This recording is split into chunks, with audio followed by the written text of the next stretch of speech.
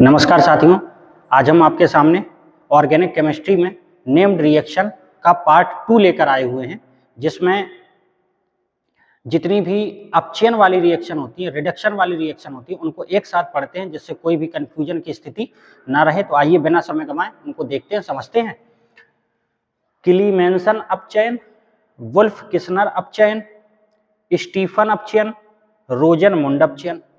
तो ये सभी अपचयन वाली रिएक्शन एक साथ आप पढ़ेंगे तो उनमें एक साथ भी पढ़ लेंगे और कोई भी कंफ्यूजन की स्थिति नहीं रहेगी। तो आइए देखते हैं। क्लीमेंसन अपचयन में होता क्या है, कोई भी एल्डिहाइड जैसे कि ये क्या है, एसीटेल्डिहाइड या कीटोन जैसे कि एसीटोन, ठीक है। उनकी कंडीशन ये है कि उसमें कार्बोनिल समूह होना चाहिए।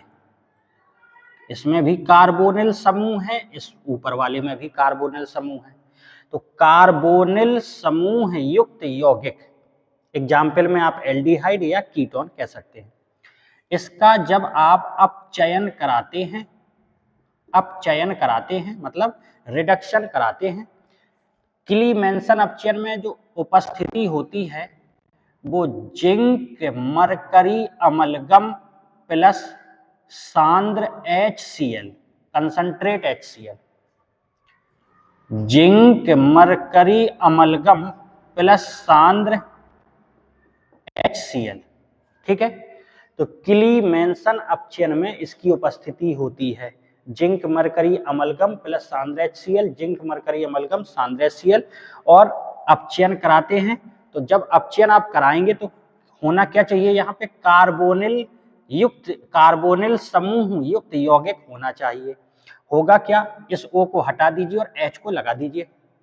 तो अगर O को हटाएंगे तो कितने बॉन्ड खाली हो जाएंगे, दो बॉन्ड खाली हो जाएंगे। तो आपको 2H लगाना पड़ेगा। तो 2H इधर लगाइए और एक H ये है, तो क्या बनेगा, CH3 सिंगल बॉन्ड CH3, मतलब एथेन बन गया आपका, एथेन प्लस का ये O हट गया, H2O।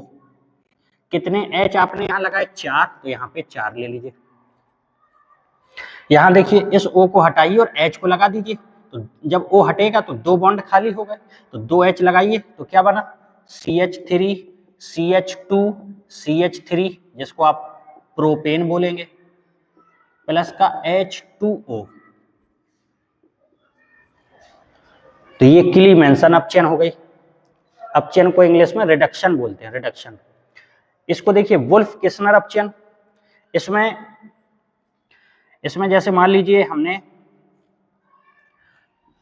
एसीटेल्डिहाइड लिया,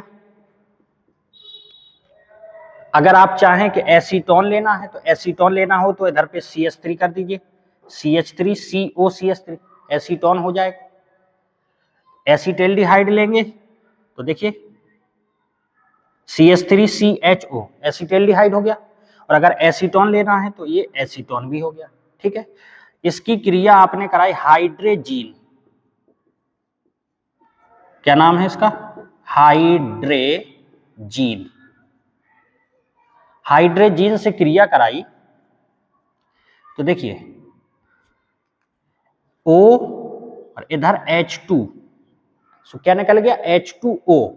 तो बचा क्या आपके पास, CH3, इधर भी CH3, double bond N single bond NH2, N single bond NH2, और यहां से H2O आपका अलग हो गया, H2O आपका अलग हो गया।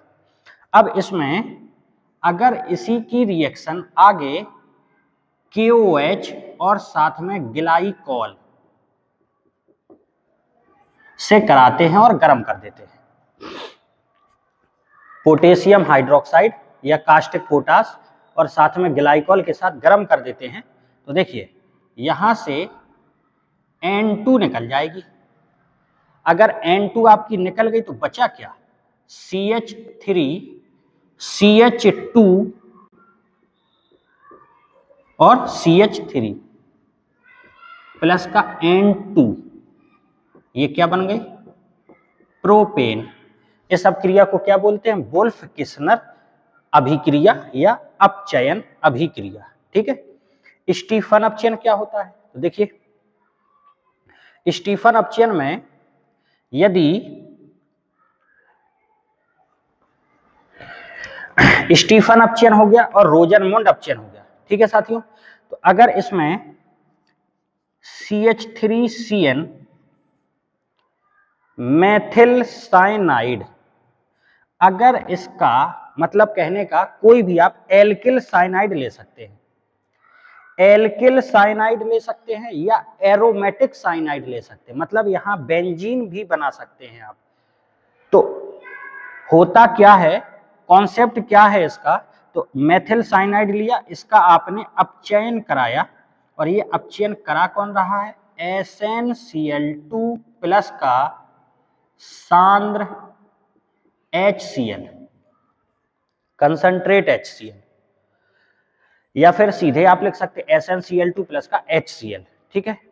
तो जब ये अपचयन होगा तो यहां पे ये H यहां पे भी लगेगा और यहां पे भी लगेगा, H यहां पे भी लगेगा और यहां पे भी लगेगा। क्यों, क्योंकि C और N के बीच ट्रिपल बॉन्ड है।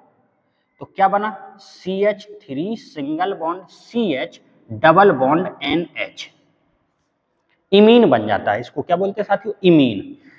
C और N के बीच ट्रिपल बॉन्ड था, तो एक बॉन्ड हट गया तो एक H इधर लगा दिया और एक H आपने इधर लगा दिया, तो वो बन गया।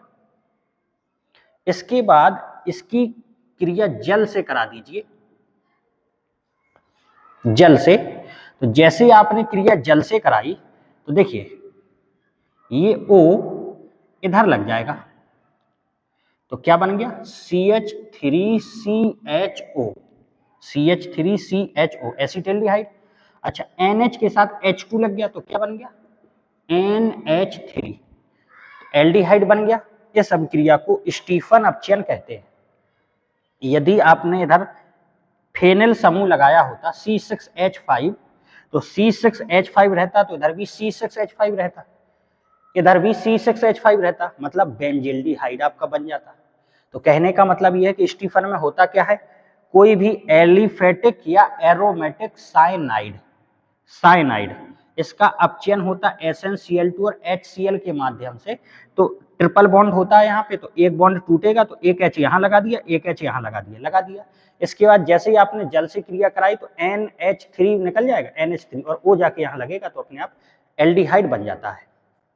रोजनमुंड अपचयन में होता क्या है, रोजनमुंड अपचयन में acyl halide RCOCl, acyl halide.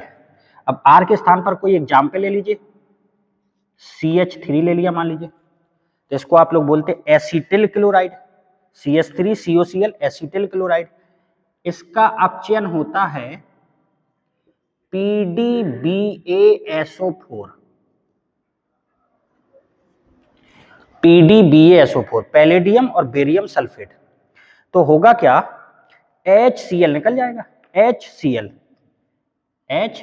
निकल जाएगा।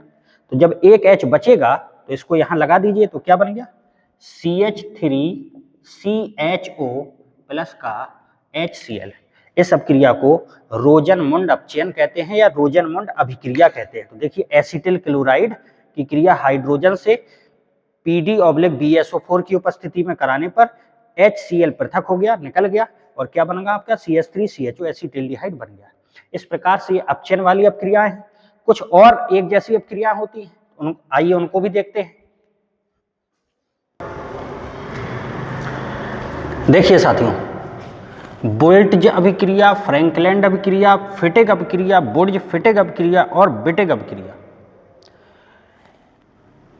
ये आपस में थोड़ा बहुत मिलती जुलती हैं, तो आप इनमें कंफ्यूजन ना हो इसलिए इनको एक साथ पढ़ रहे हैं। तो देखिए बुर्ज अभिक्रिया में एल्किल हैलाइड, एल्किल R होता है एल्किल, और हैलाइड का मतलब होता है X। एग्जाम्पल के तौर पर R के स्थान पर आप CH3 ले लेंगे तो मैथिल हो जाएगा, C2H5 ले लेंगे तो एथिल हो जाएगा, C3H7 ले लेंगे तो प्रोपिल हो जाएगा। तो ये एल्किल और हैलाइड में आप F लीजिए, Cl लीजिए, Br लीजिए और I लीजिए, लेकिन F को ना लेके Cl, Br और I, क्योंकि इसकी विद्युत ऋणात्मकता इलेक्ट्रोनेगेटिविटी बहुत अधिक होती है, इसलिए सामान्यतः इसको नहीं लेते हैं। तो Cl, Br और I को लिया जाता है X में। तो R एल्किल, हैलाइड, एल्किल बता दिया आपको और हैलाइड बता दिया। ठीक, अब इसमें होगा क्या, मान लीजिए कोई एग्जाम्पल C2H5Br एथिल ब्रोमाइड, इसकी क्रिया सोडियम से कराई तो इसके 2 अणु लगेंगे, 2 मॉलिक्यूल, 2 अणु। तो दूसरे अणु को हमने अलग से लिख लिया C2H5Br।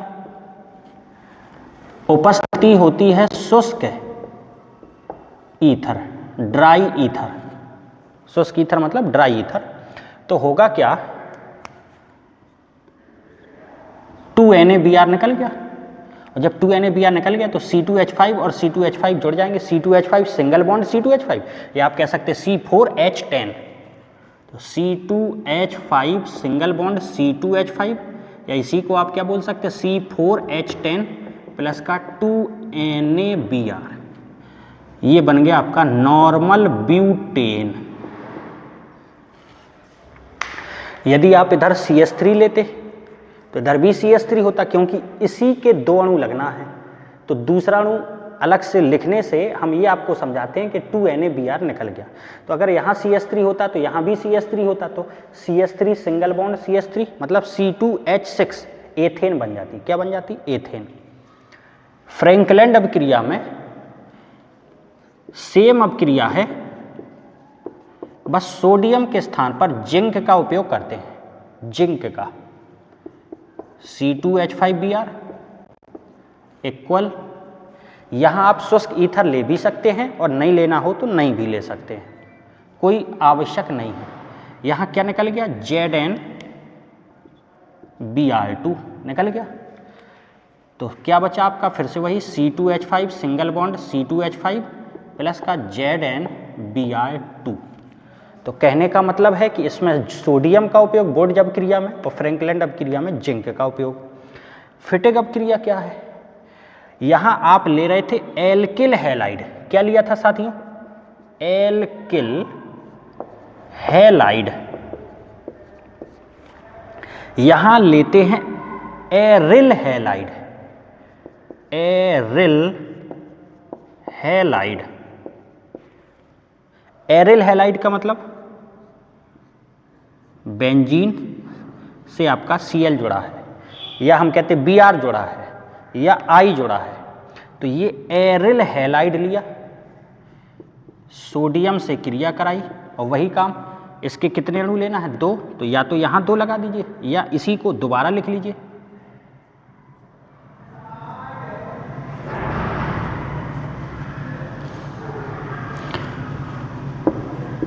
शुष्क ईथर की उपस्थिति में क्या निकल गया? 2NaCl निकल गया। क्या बचा आपका?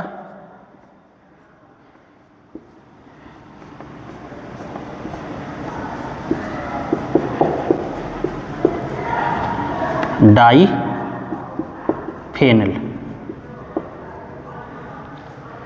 ये फिटिग अभिक्रिया हो गई। अब देखिए साथियों, बोर्ड फिटिग अभिक्रिया मतलब दोनों नाम है इसमें, बोर्ड भी नाम है और फिटिग भी नाम है। तो बोर्ड का ले लीजिए एल्किल हैलाइड C2H5Br या Cl, जो भी आपकी इच्छा हो। मान लीजिए Cl ले लिया इस बार,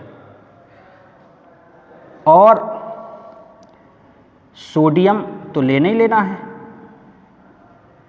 अच्छा, एल्किल हैलाइड ले लिया तो एरिल हैलाइड भी लीजिए, एरिल हैलाइड क्लोरोबेंजीन। उपस्थिति वही शुष्क ईथर की। ठीक है, इधर Cl है तो इधर भी Cl। क्यों? क्योंकि जब ही तो निकल पाएगा 2NaCl। अगर इधर Br लिया तो इधर भी Br ले लीजिए।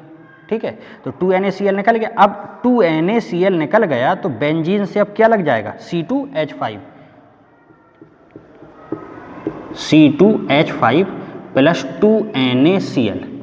क्या बन गया साथियों? Ethyl benzene, ethyl benzene. अगर यहाँ पर आप CH3 लिए होते, CH3Cl, तो यहाँ क्या लगता है CH3, तो मेथिल बेंजीन या उसी को आप कहते हैं टालुईन। अगर इधर CH3 लगता तो उसको आप क्या बोलते, टालुईन। तो अगर यहाँ CH3 ले लेते तो यहाँ CH3 लग जाता, C2H5 लिया तो C2H5। तो अभी नाम क्या है, एथिल बेंजीन। CH3 लगता तो मेथिल बेंजीन या उसी को कहते हैं टालुईन। ये हो गई। अच्छा, विटिक अभिक्रिया इन सबसे अलग है लेकिन नाम मिलता जुलता है थोड़ा सा, इसलिए इसको साथ में पढ़ रहे हैं कि कोई कंफ्यूजन ना हो। बोर्डिज अभिक्रिया में एल्किल हैलाइड और सोडियम, फ्रैंकलैंड अभिक्रिया में एल्किल हैलाइड और जिंक, फिटिक अभिक्रिया में एरिल हैलाइड, एग्जाम्पल में क्लोरोबेंजीन, आप चाहें तो ब्रोमोबेंजीन इधर Br लगा सकते हैं। तो क्रिया हुई सोडियम से। बोर्डिज फिटिक में दोनों नाम है, बोर्डिज तो बोर्डिज का हो गया एल्किल हैलाइड, फिटिक फिटिक का हो गया एरिल हैलाइड, सोडियम से क्रिया किया तो ये भी हो गया। अब बिटिक अभिक्रिया आप इसलिए पढ़ रहे हैं क्योंकि फिटिक और बिटिक नाम मिलता जुलता है, रिएक्शन तो अलग है लेकिन नाम मिलता जुलता है, इसलिए पढ़ रहे हैं। तो देखिए होगा क्या, फिटिक अभिक्रिया में CH3 single bond CH double bond CH2, ये एक एल्कीन है। क्या है साथियों, एल्कीन। और इसकी क्रिया, ये एल्कीन है। अच्छा, बिटिक अभिक्रिया में कोई भी एल्डिहाइड या कीटोन CH3 CHO, इसकी क्रिया आप कराते हैं C6H5 का whole thrice P double bond CH2, उपस्थिति शुष्क ईथर। मैथिलीन ट्राइफेनिल फास्फोरेन इसका नाम है, मैथिलीन ट्राइफेनिल फास्फोरेन इसका नाम है। और क्रिया हुई एसीटिल्डिहाइड, या आप चाहें तो एसीटोन से भी करा सकते हैं। तो यहाँ हुआ क्या, इस O को हटा दिया और यहाँ से CH2, और इनको आपस में अदला बदली कर दी इसकी, मतलब O को उठा के यहाँ लगा दिया और CH2 को उठा के यहाँ पे लगा दिया। तो ये आपकी हो गई बिटिक अभिक्रिया। फिर से देख लीजिए, एल्डिहाइड या कीटोन, इसकी क्रिया आपने कराई मैथिलीन ट्राइफेनिल फास्फोरेन से। तो जब क्रिया हुई शुष्क ईथर की उपस्थिति में, तो इस O को और यहाँ CH2, तो इस O को यहाँ से हटा दीजिए, यहाँ लगा दीजिए, और CH2 को यहाँ हटा के यहाँ लगा दीजिए। देखिए बनेगा क्या, CH3 सिंगल बॉन्ड CH, और O हटेगा तो डबल बॉन्ड खाली हो जाएगा। तो डबल बॉन्ड से ये CH2 जुड़ गया, प्लस का C6H5 का होल थ्राइज PO, C6H5 का होल थ्राइज PO, ये आपका वही हमने अभी बताया था एल्कीन। ईन अगर आता है तो डबल बॉन्ड होता है, तो ये क्या है, एल्कीन। 3 कार्बन है तो प्रोप, और डबल बॉन्ड है तो ईन, क्या बन गया आपका, प्रोपीन। इसका नाम ट्राइफेनिल फास्फोरस ऑक्साइड, ठीक है। तो इस प्रकार से ये आपकी बिटिक अभिक्रिया हो गई। तो इस प्रकार से बोर्डिज अभिक्रिया, फ्रैंकलैंड अभिक्रिया, फिटिक अभिक्रिया, बोर्डिज फिटिक और बिटिक अभिक्रिया। तो उम्मीद करते हैं साथियों इस प्रकार की रिएक्शन पढ़ने से जितनी भी मिलती जुलती रिएक्शन अगर साथ में पढ़ेंगे तो कन्फ्यूजन की स्थिति बहुत ही कम रहती है, और सबको बढ़िया अच्छे से लगता है कि हाँ रिएक्शन सरल हैं, समझ में भी आई हैं, और गलत होने के चांस बिल्कुल ना के बराबर रह जाते हैं। तो अगर आपको वीडियो अच्छा लगा हो तो धन्यवाद।